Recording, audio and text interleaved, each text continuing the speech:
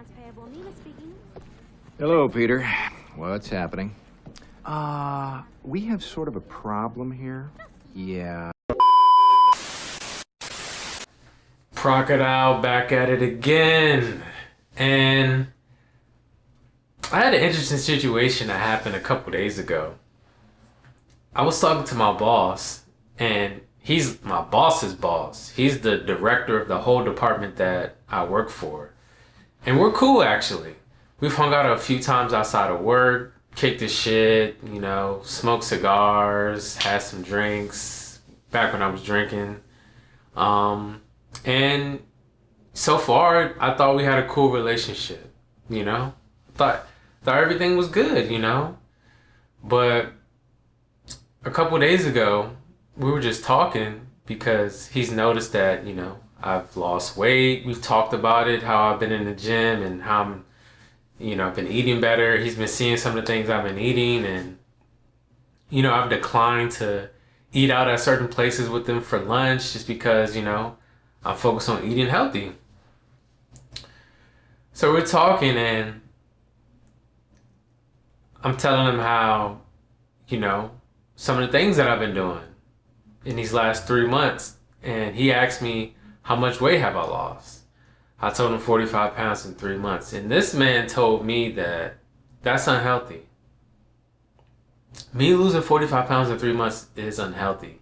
Me opting to eat salads and healthier food options instead of fried foods, instead of processed foods, that's unhealthy.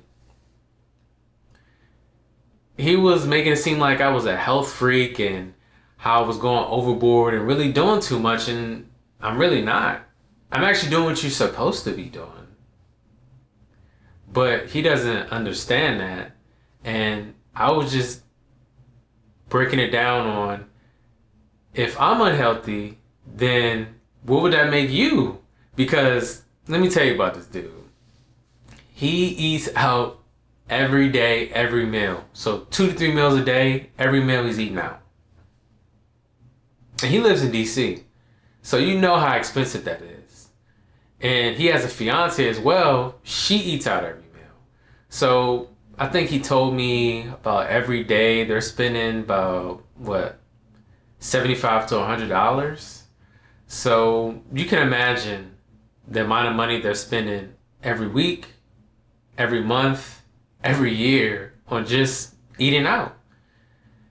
And we've talked many times about this, and I told him, I said, man, if you just cooked more, even if you just cooked a few times a week, that would save you so much money.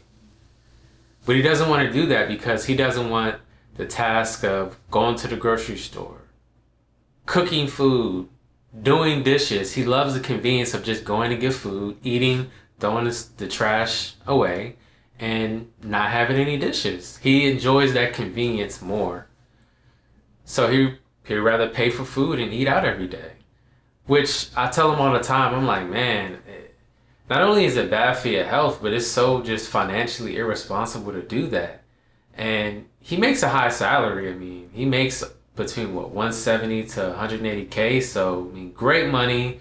He told me his fiance makes a little bit over 100K. So, they pulling in almost 300K a year. So they're not hurting at all. They're considered affluent, and that's not the point though. Just because you have it or can do it doesn't mean you should do it. It makes no sense to do that. But whatever, that's what they want to do, cool.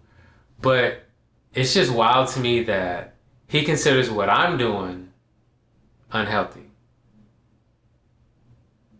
Me prioritizing eating lean proteins, salads, fruits, vegetables, avoiding seed oils, avoiding juices, sodas, not drinking alcohol. All these changes that I made to lead to me losing 45 pounds in 3 months. That's considered unhealthy. But what he's doing, that's not unhealthy.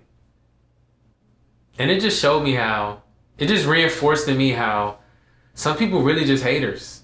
Because that's what it really is. He really was hating on me.